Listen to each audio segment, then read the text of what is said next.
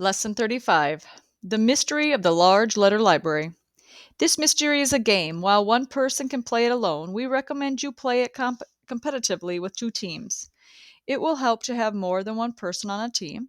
It will not only make it easier, but it will also be more enjoyable. A recent encyclopedia, the thinking toolbox, and a well oiled brain are necessary to solve this mystery.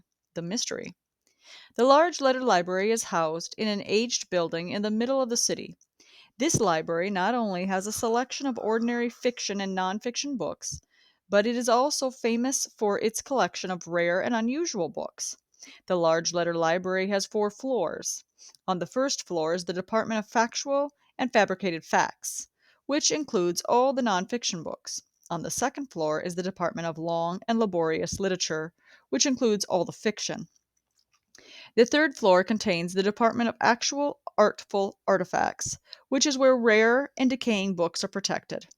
The fourth floor holds the Department of Miscellaneous Things, which contains all the items which would not fit in other places. Yesterday, a rare edition of Herman Melville's novel, Moby Dick, was stolen. This book is very unusual because while on the outside it looks like an ordinary library book, on the inside each page is made from the skin of a genuine white whale. For many years, it has been in a glass display in the Department of Actual Artful Artifacts. Your job is to find out 1. Who stole the book? 2. How did he or she carry the book away without anyone noticing? And 3. Where is the book now? The rules. Number 1. If you are playing with two teams, one team can begin with clue number 1 and work their way forwards, and the second team can begin with clue number 12 and work backwards. Number 2. If your team is stumped by a clue, move on to the next clue. However, teams cannot work on more than one clue at a time. Teams can obtain information from any source they choose, including encyclopedias or the internet. Children can ask their parents or teacher for help.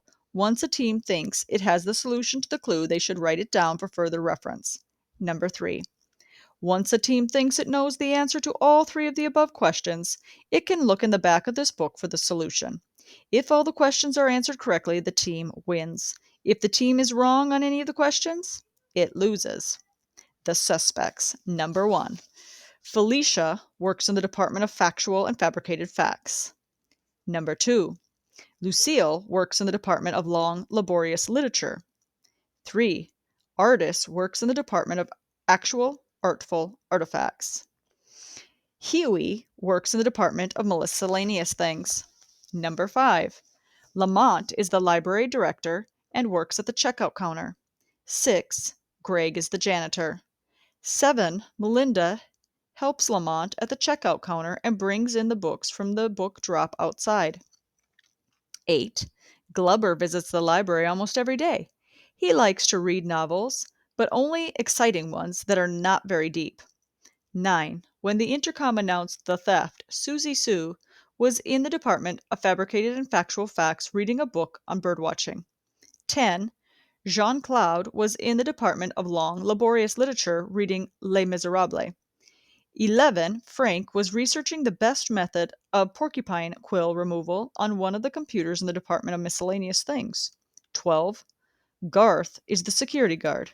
He tries to act useful by darting around corners and scribbling things in his notebook. The clues. Clue number 1. Greg, the janitor. I was cleaning up in the Actual Artful Artifacts room at 10:30 a.m., and I know I saw the Moby Dick book in its case then. It must have been stolen some time past 10:30. Artist. It was terrible. I was just returning from my lunch break. I came into the Actual Artful Artifacts room and noticed that the door to the Moby Dick display was open and the book was gone. I think it was about 12:30 p.m. Clue number 2. The name of the thief begins with the same letter as the name of the capital city of the African nation of Botswana. Clue 3. Susie Sue, Jean Claude, and Frank disagree about who stole the book. Only one of them is telling the truth. Jean Claude. I'm pretty sure Greg the janitor took the book. Susie Sue. Greg the janitor didn't take it. Frank. It was Lamont. From the following evidence, assess which of the three people above is probably the most trustworthy. Jean-Claude and Susie Sue are friends. Frank says Susie Sue is lying.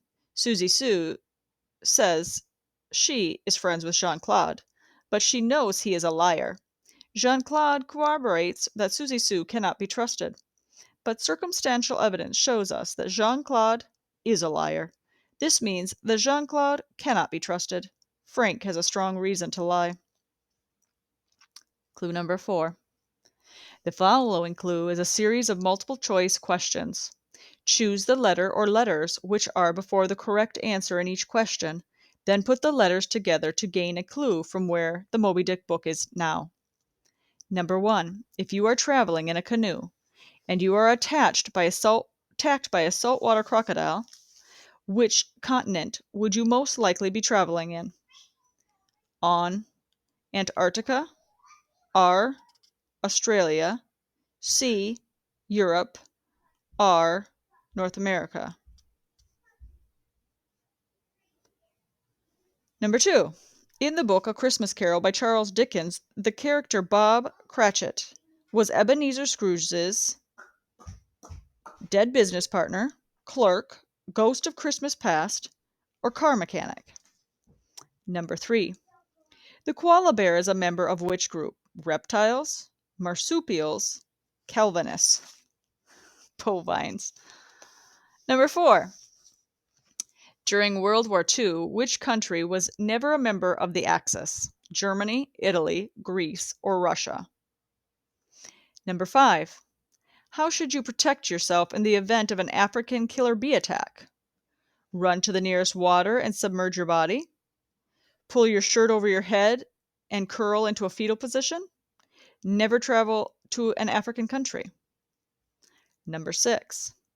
How should you find your way out of a dark cave if your light has gone out and you are alone? Light your clothing on fire and use the light to find your way out? Keep your hand against the wall to the right and keep walking until you eventually find the entrance? Before you leave for the cave, tell someone where you will be going and how long you will be gone. When your light goes out, sit tight and wait to be rescued by properly equipped rescuers. Clue 5. Look in Lesson 4, Fact, Inference, or Opinion, for a clue. The person who is making an inference is saying something which is true. Clue 6. The book is not Blair Ryan. Unscramble the capital letters. Clue 7. Look in Lesson 8, when not to use logic, for a clue. The person who is the most logical is telling the truth. Clue 8.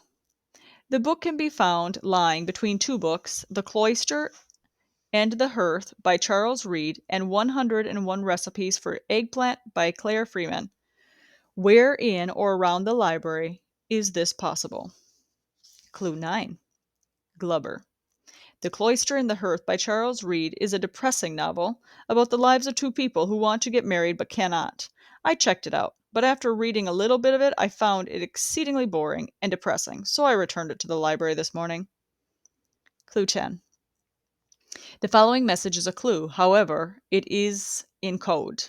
Your job is to decode it. The coded message is DEPRF YGY LMR REIBGR.